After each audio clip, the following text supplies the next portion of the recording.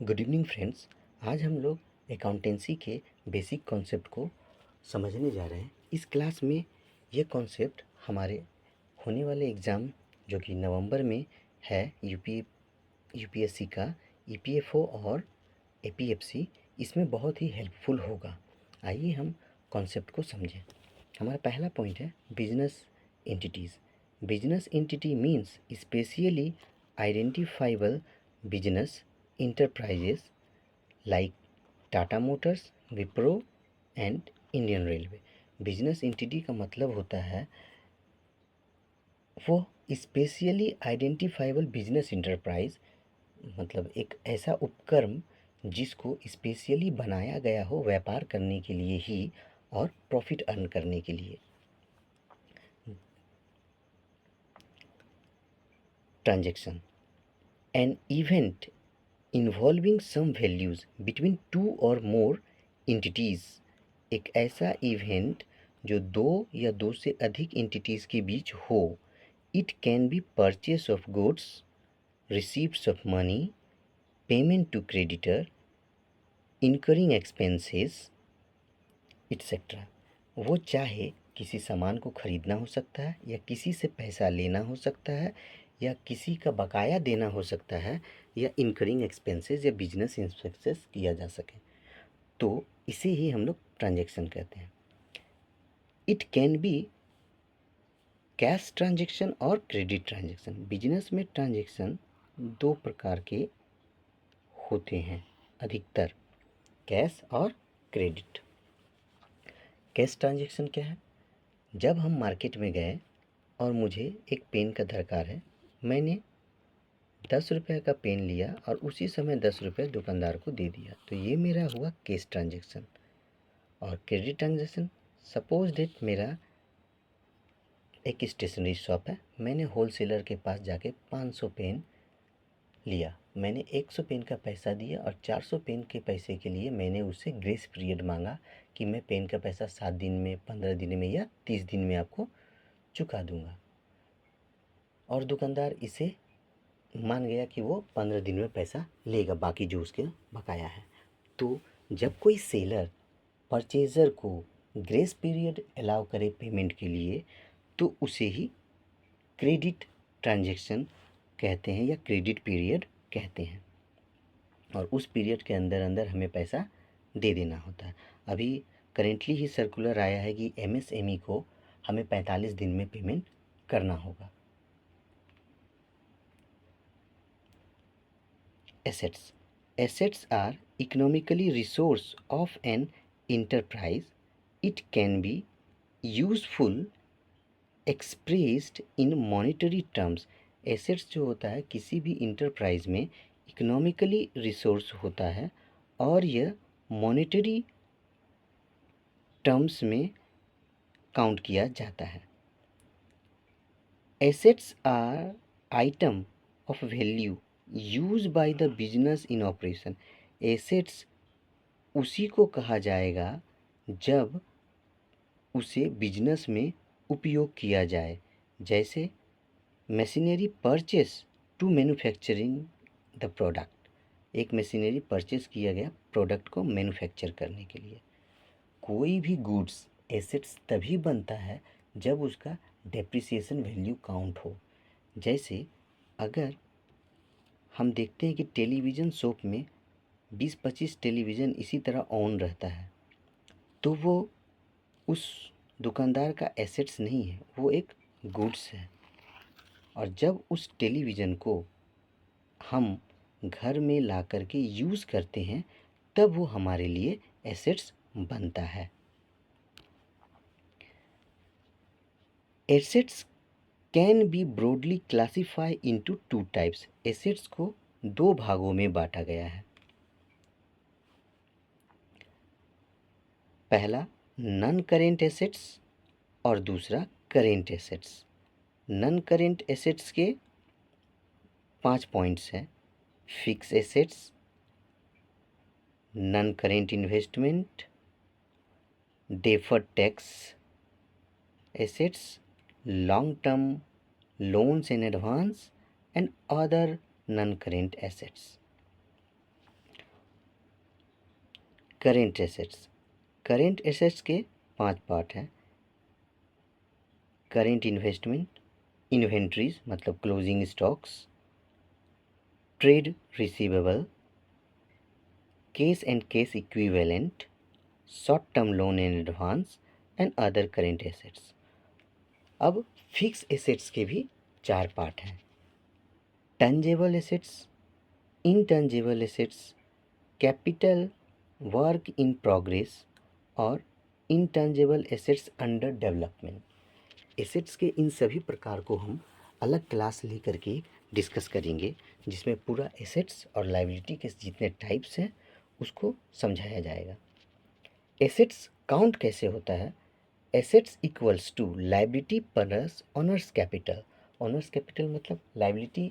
Suppose that कोई businessman आज business start करने वाला है, वो अपने घर से या अपने पास से 10 लाख रुपया लगाया, प्लस उसका 5 लाख का ज़मीन था वो भी लगाया, उसके पास दो तीन चेयर्स थे या फर्नीचर्स थे, उसे भी लाया, तो टोटल उसका अपना ओन कंट्रीब्यूशन हो गया सपोज दैट 20 लाख का।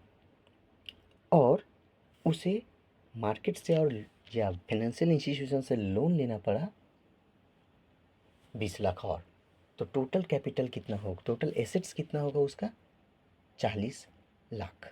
20 लाख वो खुद लगाया और 20 लाख का लोन लिया, तो उसका टोटल बिजनेस एसेट्स हुआ 40 लाख का।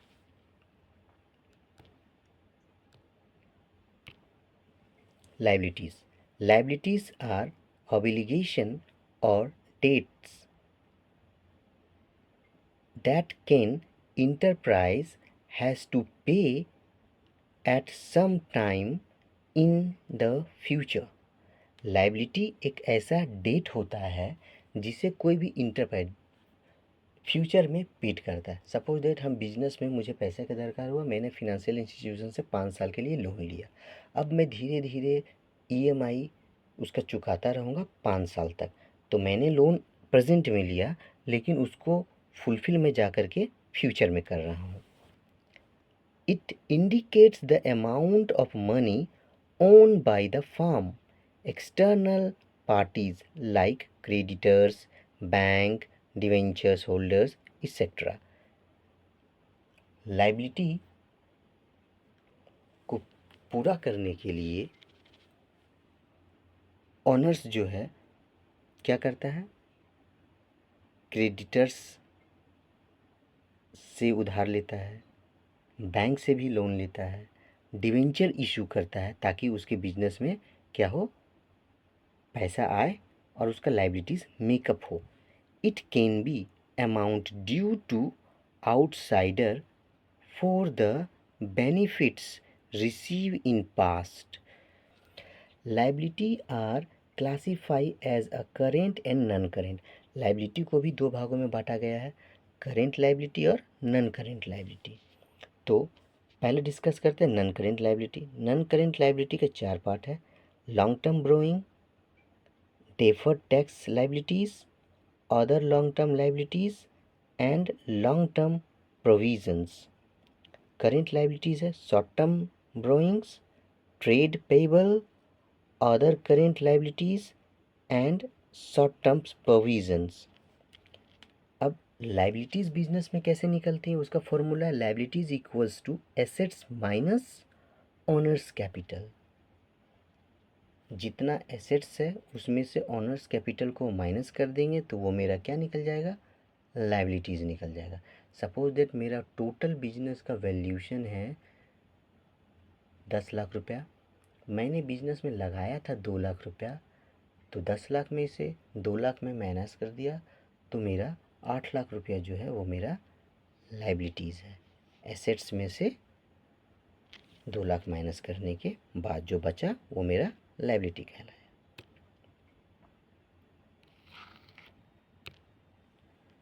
Sales. Sales are totally revenue from goods or service sold or provided to the consumers. Sale by provide to the consumer. Sale may be cash or credit. Sale जो है वो total revenue from goods and service का total revenue ही sales होता है। Suppose that हम क्या करते हैं, मेरा लैपटॉप का दुकान है, मैं लैपटॉप सेल भी करता हूँ, लैपटॉप सर्विस भी करता हूँ। तो मंथ में मैं 5 लैपटॉप बेच देता हूँ, जिसका कॉस्ट मुझे प्रॉफिट जिसका होता है 20,000 रुपया सपोज दैट, और लैपटॉप रिपेयरिंग करके मैं 10,000 रुपया कमा लेता हूँ। तो मेरा टोटल सेल कितना हुआ, 30,000 का मेरा मंथली टोटल सेल हुआ। सेल में भी कैश और क्रेडिट, सेल भी दो प्रकार के होते हैं, जैसे परचेस था, या तो कैश में परचेस कर सकते थे या क्रेडिट में परचेस करते थे। ठीक सेल उसी तरह से हम या तो कैश में बेच सकते हैं या क्रेडिट में बेच सकते हैं। Revenue, these are amount of the business earned by selling of product providing to service to the consumer।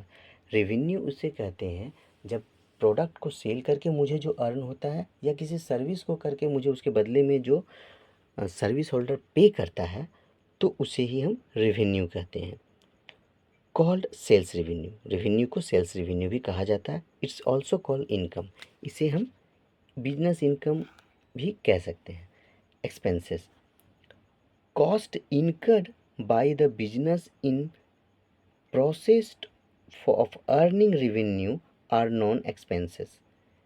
Business में जो कॉस्ट खर्च किया जाता है रेवेन्यू को अर्न करने के लिए, उसे एक्सपेंसेस कहते हैं।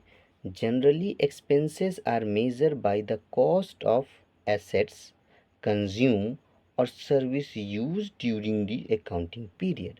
जनरली एक्सपेंसेस माना जाता है cost of assets consume, assets के को कितना हम कंज्यूम कर पाएँ, and service use during the accounting period, और पूरे एक साल में क्या क्या सर्विस हम लिए हैं, like depreciation, rent, wages, salary, interest, light and water, telephone bill etcetera.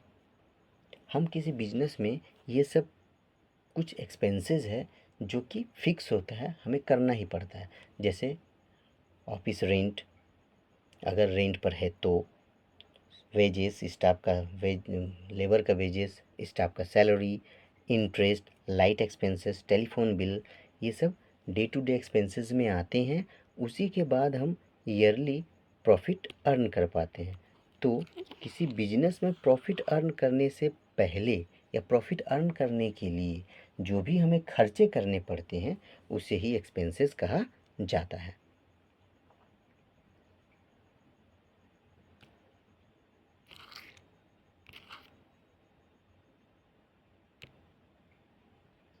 Expenditure, expending money or incurring a liability for some benefits, service or property received is called expenditure।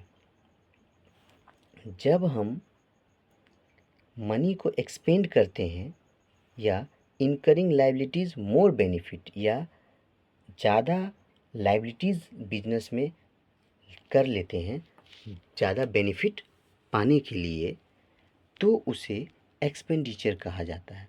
Purchase of goods, purchase of machinery, purchase of furniture etcetera, ये मेरा expenditure है। If the benefit of expenditure is exhausted within a year, it's treated as an expenses और called revenue expenses. अगर business का expenses एक ही साल के लिए हो तो उसे रेवेन्यू एक्सपेंसेस भी कहा जाता है। Other hand, if benefit of expenditure at least more than 1 year, अगर किसी एक्सपेंडिचर का बेनिफिट मोर देन 1 ईयर के लिए हो, तो it's treated as a capital expenditure, is treated as an assets and called capital expenditure. तो उसे एसेट्स कहा जाता है और कैपिटल एक्सपेंडिचर में काउंट किया जाता है। जैसे मैंने एक मशीन इंस्टॉलमेंट पे परचेस किया और 5 साल के लिए मैं उसका इंस्टॉलमेंट पे करूँगा, और वो मशीन मेरे बिजनेस में 10-12 साल 15 साल तक रहेगा। तो खर्चा तो मैंने मशीन के लिए किया और वो मेरे बिजनेस में ही है, लेकिन वो एक्सपेंसेस मेरा कैपिटल एक्सपेंडिचर कहलाएगा, ना कि रेवेन्यू एक्सपेंडिचर। तो रेवेन्यू एक्सपेंडिचर किसे कहते हैं? जो 12 महीने के अंदर अंदर जिसका एक्सपेंसेस का वैल्यूएशन लगा लिया जाए, या 12 महीने के अंदर जो एक्सपेंसेस किया जाता है उसे ही हम लोग रेवेन्यू एक्सपेंसेस कहते हैं। और जो 12 महीने से ज़्यादा हो जाए तो उसे हम लोग कैपिटल एक्सपेंडिचर कहेंगे। Profit, the excess of revenue of a period over its related expenses during the accounting year is profit. Profit increase the investment of owner। मतलब एक अकाउंटिंग ईयर में एक्सपेंडिचर को हटाने के बाद जो भी मेरे पास रेवेन्यू बचता है उसे हम लोग प्रॉफिट कहते हैं। और प्रॉफिट क्या करता है? किसी भी बिजनेसमैन को इन्वेस्टमेंट करने के लिए एक रास्ता प्रदान करता है। मेरे पास सपोज ज़्यादा प्रॉफिट आ गया कोई साल, तो मैं बिजनेस में उसे इन्वेस्ट कर दूंगा ताकि मैं बिजनेस का ग्रोथ और कर सकूं। Loss, the excess of expenditure of a period over it related revenue is it's termed as loss. Suppose that मेरे बिजनेस में प्रॉफिट हुआ 20,000 और लॉस हो गया 25,000, तो अल्टीमेटली मेरा लॉस कितना है? 5,000 का लॉस ही कहलाएगा। Thank you. हमारे क्लास के साथ जुड़े रहें और पीडीएफ नोट्स पाने के लिए हमारे सोशल मीडिया लिंक्स को सब्सक्राइब कर लें और ज्वाइन कर लें।